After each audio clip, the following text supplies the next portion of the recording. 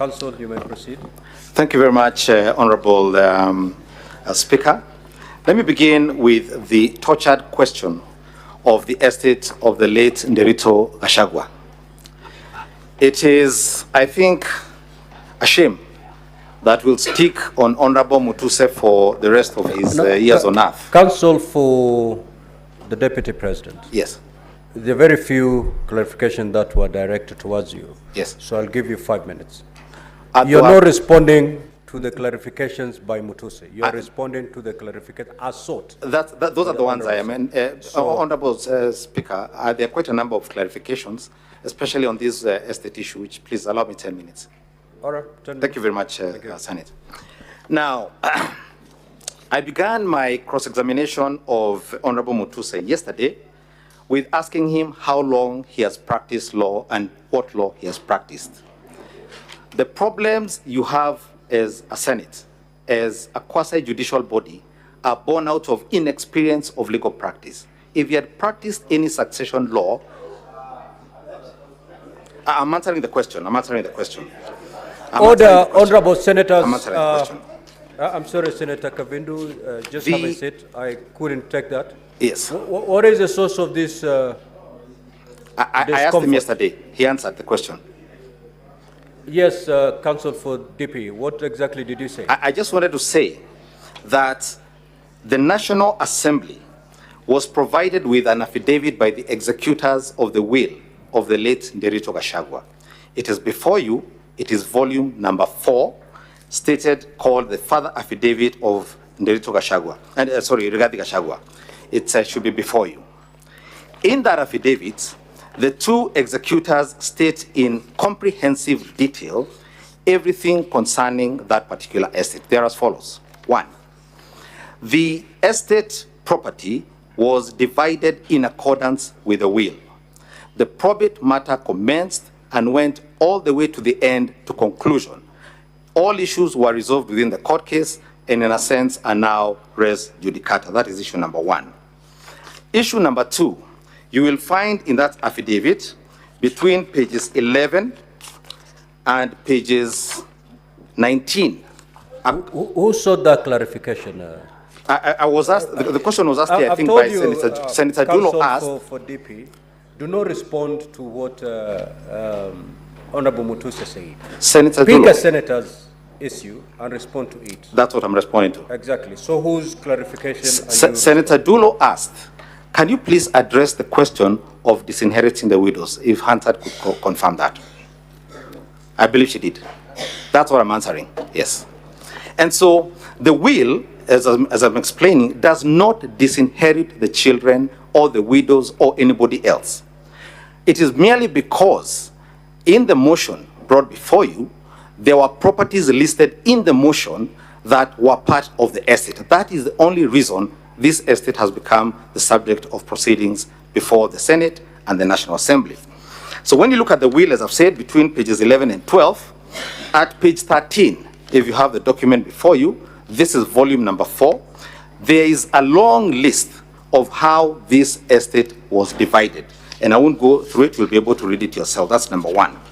Number 2, you will see an affidavit by the executors, except the Deputy President who did not sign this affidavit. These are the 2 remaining executors who have signed it, explaining between pages 4 and page 9 everything that was done in accordance with the law and in accordance with the law of succession, and that no one's property was taken away.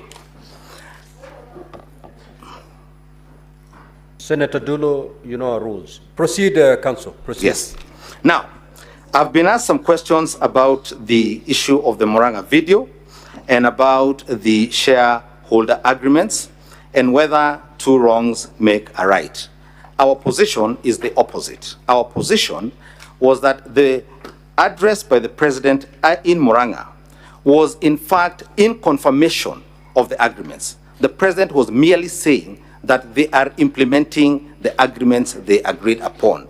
And it was incumbent upon his deputy to assist his president in confirming that they were implementing the agreements. That is the purpose of the video. That is the purpose of those agreements. It is not to say Kufa Makanga, Kufa Dereva. I think Senator Beth asked that question. It is to say okoeni Makanga na muokoe Dereva. That is what we're asking you to do this morning. Senator, I believe Eddie, Senator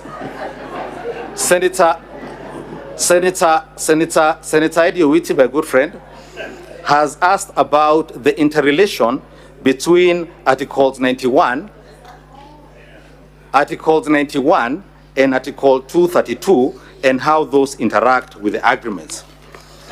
If I would call your attention, honorable senators, to the contracts themselves again. I don't know that you have them. The contracts are in volume 3, and I'm referring you to page 429.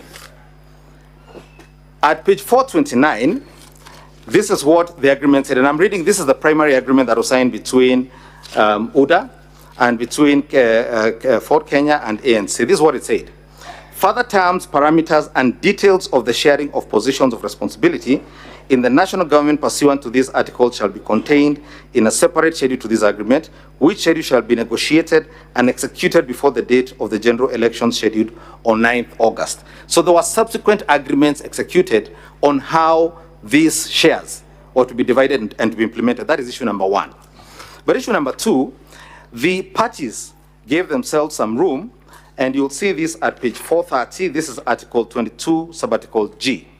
Notwithstanding the content of this article, the founding member parties hereby commit to make any adjustments that may be necessary to accommodate the development priorities of other parts of the country to ensure equitable distribution of Kenya's national resources and wealth for the benefit of every citizen and every part of Kenya. When the Deputy President takes a stand, we will be demonstrating to you with videos where both he and his boss, the President, went out of their way to say that the voting did not matter to how they were going to implement the development agenda. I think I was asked whether there are any contracts or agreements that were signed on behalf of Mount Kenya. I did not see any. We don't have any thus far. There were several parties from Mount Kenya, but they did not negotiate anything. Then an important question. The Deputy President did not say the government is a company. When you read the statements, he was making an example. It's like a company.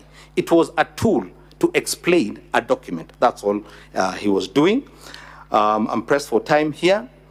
Yes, Senator Chariot asked a question about two wrongs making a right, and whether the current DP is conceding that because he did what the former DP did, that then he is guilty. Again, far from the truth.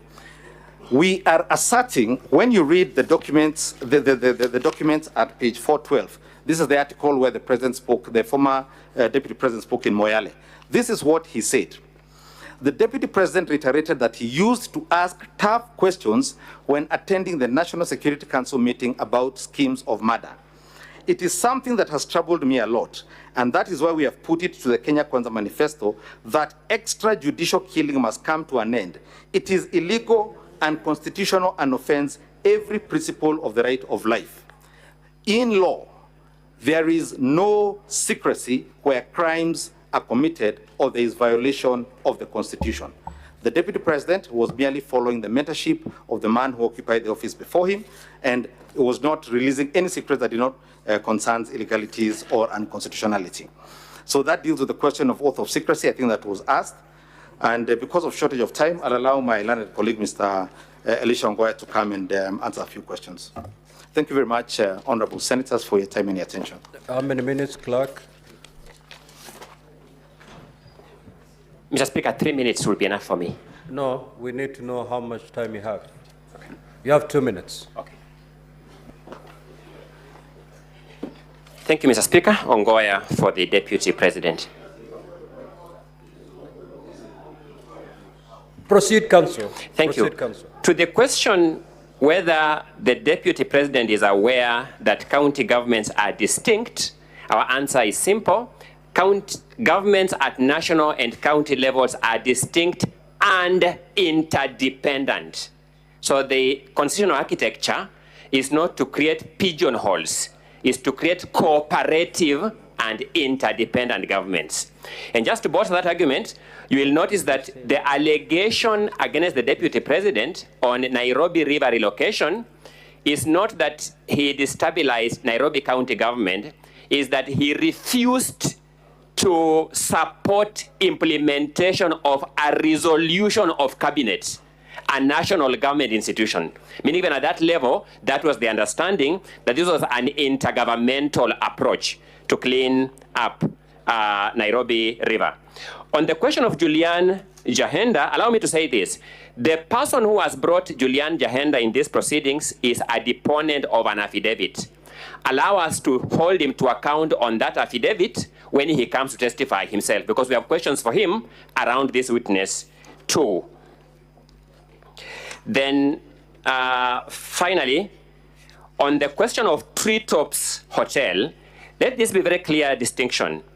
Treetops Hotel was not acquired by the company in question from KWS. Treetops Hotel was an assignment of lease. When the Kenya government gives you a lease, say 99 years, you can sell that lease. So it was an assignment of lease that was already assigned by KWS to a third party. So the construction that a company associated with the deputy president, rightly or wrongly, got this property from KWS is actually wrong. There was a completely different private property that had a lease.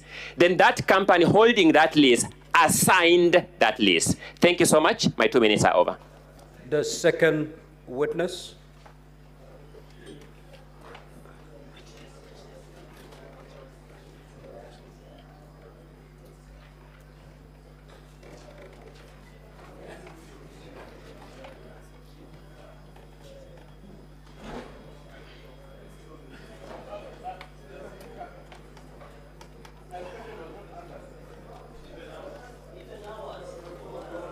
Order, honorable senators.